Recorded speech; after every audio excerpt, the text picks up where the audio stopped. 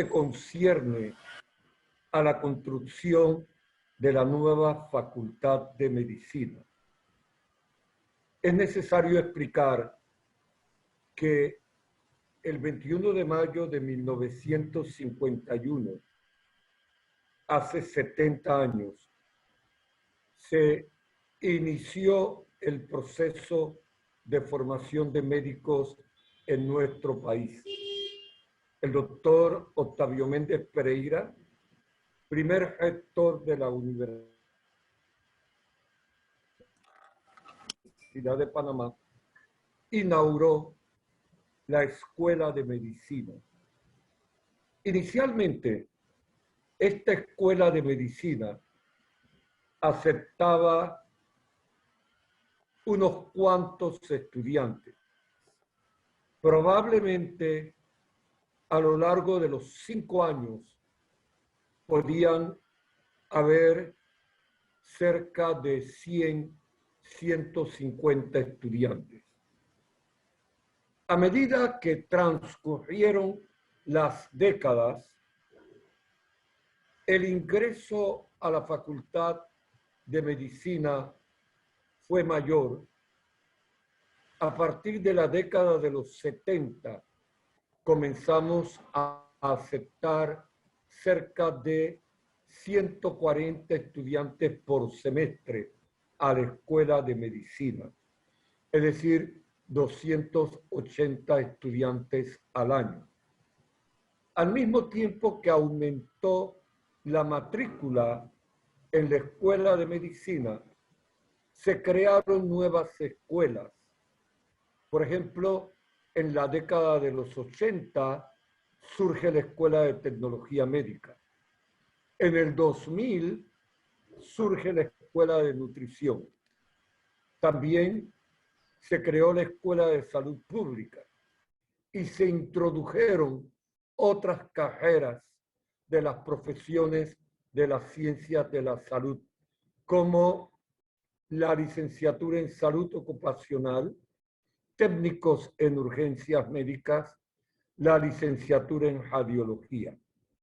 Lo que hace que las infraestructuras que se construyeron hace prácticamente 70 años para una sola escuela y para una escuela que no tenía más de unos 100, 200 estudiantes, esas infraestructuras resultan insuficientes cuando ahora tenemos 4 o 5 escuelas y cuando ahora tenemos cerca de 2.000 estudiantes. Entonces, nosotros comenzamos a gestionar la creación de una nueva facultad de medicina. Este proyecto ha tomado 3 administraciones gubernamentales. En la primera administración fue un proyecto de la Universidad de Panamá con la Caja del Seguro Social dentro de la ciudad hospitalaria. En la segunda administración fue un proyecto de la Universidad de Panamá y el Ministerio de Salud dentro de la ciudad de la salud. Y ahora estamos en etapa de reactivar el proyecto. Y aparentemente va a volver a ser un proyecto de la Universidad de Panamá con el Ministerio de Salud, siempre ubicado en la ciudad de la salud. Una de las lecciones aprendidas de la pandemia es que tenemos que tener un sistema de salud fortalecido, un sistema de salud que sea capaz de responder a desafíos importantes como un desastre natural o como una tragedia biológica, como es esta pandemia. Y una también de las lecciones aprendidas es que tenemos que tener profesionales de la salud bien preparados, competentes en un número adecuado. Hemos visto a lo largo de este año, 4 meses, que necesitamos formar más especialistas en medicina crítica. Necesitamos formar más especialistas en infectología, más especialistas en neumología, más especialistas en medicina interna. Necesitamos formar más enfermeras, más tecnólogos médicos, más técnicos en urgencias médicas. Entonces, nosotros no podemos, licenciada Miriam, pasar o salir de esta pandemia sin haber llegado a conclusiones importantes.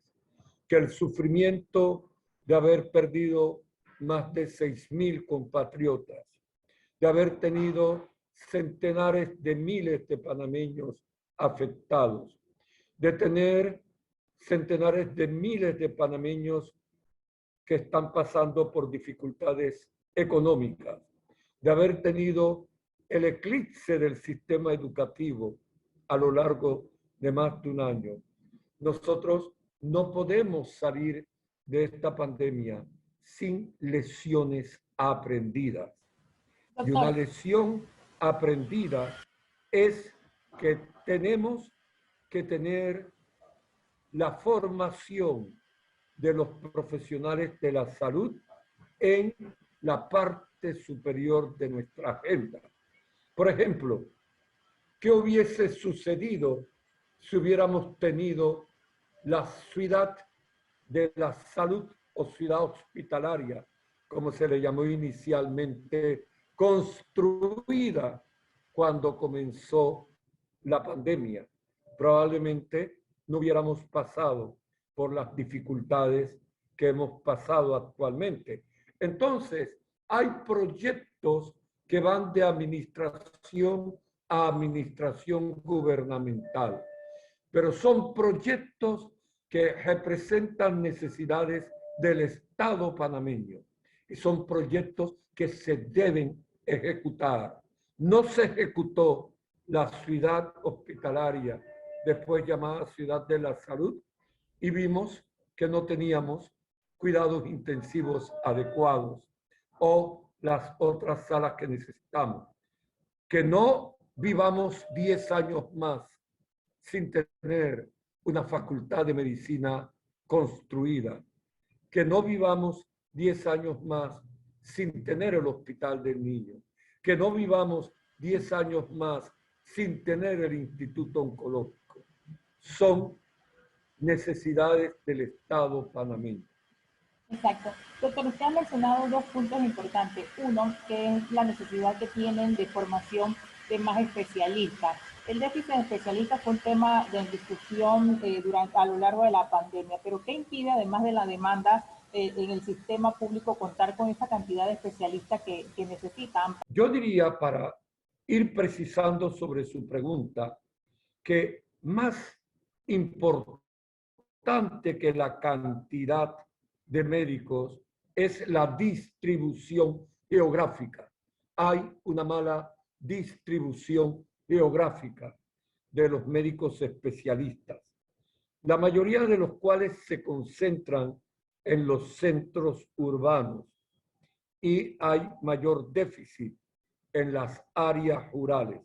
Ahora, el problema del déficit de médicos especialistas y la mala distribución geográfica es un problema global, es un problema universal. Nosotros tenemos que ir a formar todavía más médicos especialistas, pero hay que considerar la capacidad de los hospitales docentes de formar más médicos especialistas. Entonces yo diría, Miriam, en términos generales, se requiere una política estatal bien definida de formación de los profesionales de la salud y decir, esta es la situación que tenemos contemporánea en cuanto a recursos humanos, estas son nuestras necesidades en 10 años o en 15 años. Tenemos que adoptar estas políticas. Y evidentemente, si hay una nueva facultad de medicina, en lugar de 200 estudiantes, vamos a poder aceptar 300 estudiantes o más de 300 estudiantes. Evidentemente, lo que sucede, Miriam, es que aún en los países industrializados, las necesidades en salud y en profesionales de la salud sobrepasan, en verdad, en todos los países, los recursos humanos. ¿Cómo define usted al médico panameño?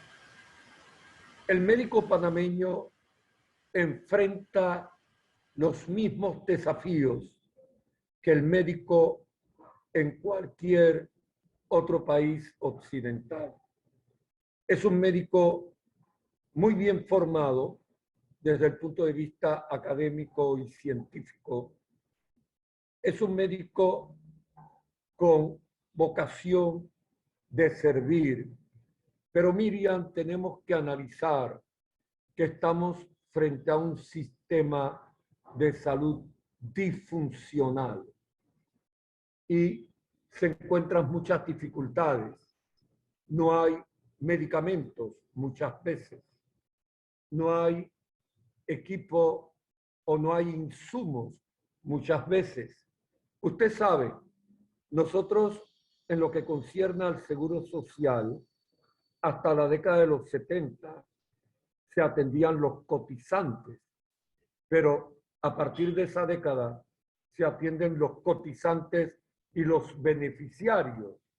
Entonces comprenda que cuando usted tenía el complejo hospitalario metropolitano solamente para atender los cotizantes, era un escenario muy diferente a que cuando usted tiene el complejo hospitalario metropolitano para atender los cotizantes y los beneficiarios. Al ampliar la cobertura del seguro social, que era un acto de justicia social, pero sin fortalecer los recursos del seguro social, se deterioró la calidad de la atención. Se pudo haber deteriorado la calidad de la atención. Entonces el médico está en un escenario donde hay un distrés organizacional, hay un estado de disfunción institucional, donde las demandas sobrepasan por mucho los recursos. Y esto está dando origen a lo que llamamos actualmente en medicina clínica el síndrome de burnout, es decir, esa situación de ansiedad, de depresión, de insatisfacción con el sistema. Y ciertamente, yo diría, estamos frente a un profesional de la salud bien preparado, bien capacitado, con la vocación natural, pero en un sistema disfuncional, en un sistema donde las demandas están sobrepasando en mucho las ofertas y donde el médico puede llegar a frustrarse porque no puede responder a las necesidades de los pacientes. Yo creo que tenemos que trabajar en fortalecer el sistema de salud, en fortalecer el bienestar emocional, el bienestar clínico de los médicos, no solamente de los médicos, de los profesionales de la salud en general. Yo creo que ese es un punto que incluso estamos aprendiendo con la pandemia. ¿Qué hemos aprendido de la pandemia? Que de repente el sistema de salud se enfrentó con una situación bien compleja. ¿Qué es una situación compleja? Aparentemente un pequeño hecho, una epidemia de enfermedad respiratoria originada en un sitio del mundo, Wuhan. Pero este pequeño hecho, aparentemente en un principio, tuvo una gran capacidad de diseminarse en todo el mundo. Tuvo repercusiones incalculables, afectó la economía, afectó la educación, afectó la vida, la salud, el estado emocional de la gente. Entonces, el sistema de salud de repente se vio haciendo frente a una situación pasando en la India. Inicialmente el año pasado vimos lo que estaba pasando en Italia, lo que estaba pasando en España, lo que estaba pasando en Nueva York. Entonces, los médicos tuvieron que asumir incluso funciones, ver pacientes críticamente enfermos y tenían décadas de no ver pacientes críticamente en partes del mundo. Entonces, ¿qué hemos hecho ahora? Por ejemplo, en Panamá, con los médicos que empezaron el 1 de febrero, les dimos un curso de medicina pandémica para prepararlos en 3 meses a todos los médicos que van a ser especialistas, para que si dentro de 10 años tenemos una nueva pandemia o una nueva epidemia, nuestros médicos estén preparados no solamente en sus especialidades, sino para poder atender situaciones de urgencia. Exacto. Entonces, le preguntaba exactamente, iba a preguntar exactamente eso, ¿qué había cambiado en esa forma de enseñar y preparar a los médicos a partir de la pandemia? Ya menciona algunos de los temas que han, ¿tienen ustedes algún plan o algún cambio? Sí, ha cambiado mucho, Miriam, porque por 1 año, 4 meses pasamos de la modalidad de enseñanza presencial a la modalidad de enseñanza virtual. Y usted sabe, medicina está dividida en 2 componentes. Los cursos preclínicos que se hacen en las aulas universitarias y los laboratorios, y los cursos clínicos que se hacen en los hospitales. Y por 1 año, 4 meses, nuestros estudiantes no pudieron ir a los hospitales a aprender. No hay manera de aprender a coger un parto. Usted lo puede ver virtualmente, pero para aprender usted debe estar presencialmente. Pero ya empezamos a ir, nuestros estudiantes empezaron a ir a los hospitales. Entonces, nuestros residentes hubo que hacer todo un rediseño del trabajo. Usted sabe, por ejemplo, se suspendieron las cirugías electivas por casi 1 año. Entonces, tenemos el problema de que nuestros residentes de ortopedia tuvieron el entrenamiento adecuado en ortopedia, o nuestros residentes de otorrinolaringología, o nuestros residentes de cirugía general. Es decir, hemos estado revisando cómo la pandemia afectó el entrenamiento de nuestros residentes, sobre todo en cirugía. Lo que hemos hecho es prolongar el tiempo de residencia. El residente que considera que la pandemia afectó su adquisición de las competencias quirúrgicas puede pedir 6 meses más o puede pedir 1 año más. Y además aprendimos, bueno, durante la pandemia en Nueva York y aquí, todo el mundo, todos los médicos tenían que ver todos los pacientes con síntomas respiratorios, con manifestaciones clínicas respiratorias, atender pacientes críticamente enfermos que necesitaban terapia respiratoria o que iban a cuidados intensivos. ¿Qué hicimos? Es necesario que todos los médicos tengan el dominio de un núcleo de conocimientos esenciales, de tal manera que si hay un desastre natural, un tsunami, un terremoto, y tenemos todos que atender pacientes afectados, o si viene otra epidemia, o viene otra pandemia, o como, entonces estemos preparados. Y nosotros estamos. ¿Y qué más hemos aprendido? Bueno, las rotaciones de nuestros estudiantes también tienen que basarse en un núcleo de competencia, que es lo más importante que el estudiante debe aprender.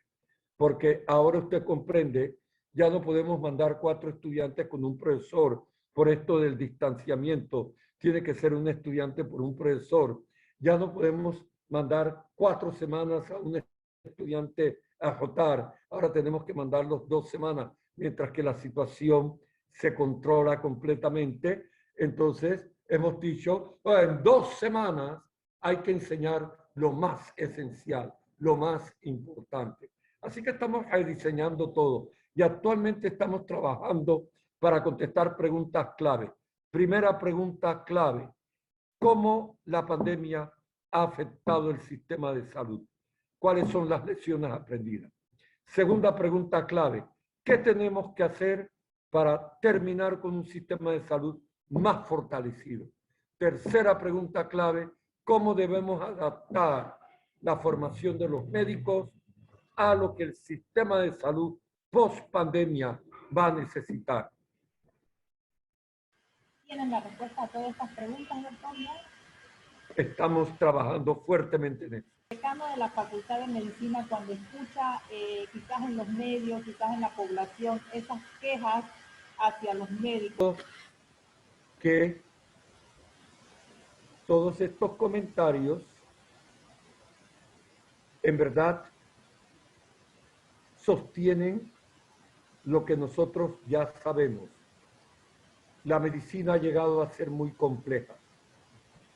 Por primera vez, la complejidad de la medicina escapa los límites de la inteligencia humana. Fíjese usted cómo ahora estamos conociendo el post-COVID, los síntomas y las manifestaciones clínicas que un paciente que ha tenido COVID puede presentar 2 o 3 meses después. Yo sé que muchos pacientes y muchos compatriotas están insatisfechos con la atención que reciben en el sistema de salud.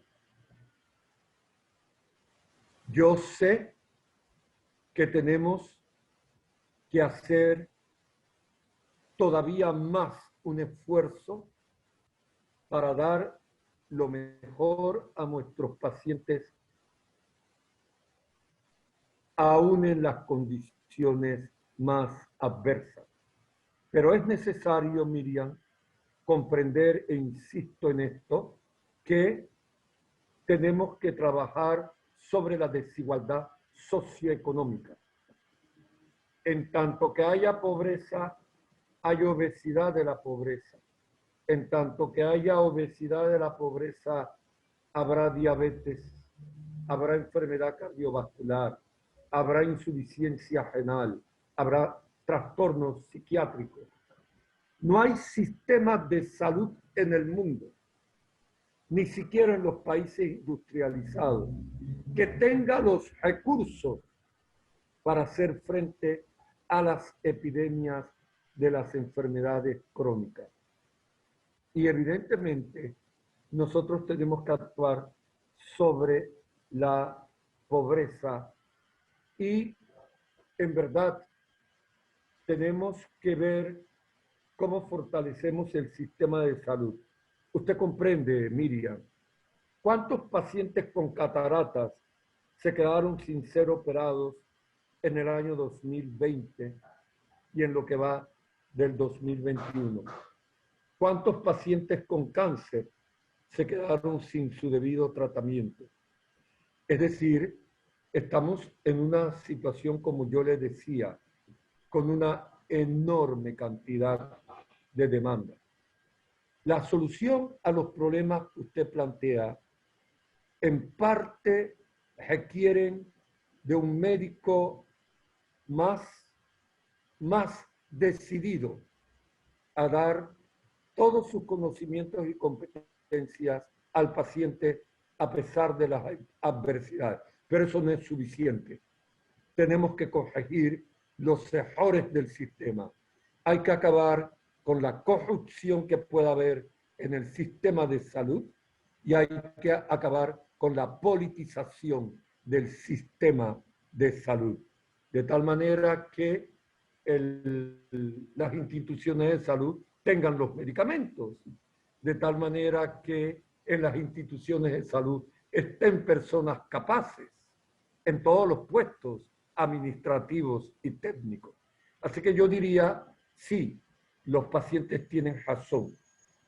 Los pacientes están expresando una realidad. Yo mismo me he hospitalizado recientemente. Hace 7 años estuve en la sala de un hospital público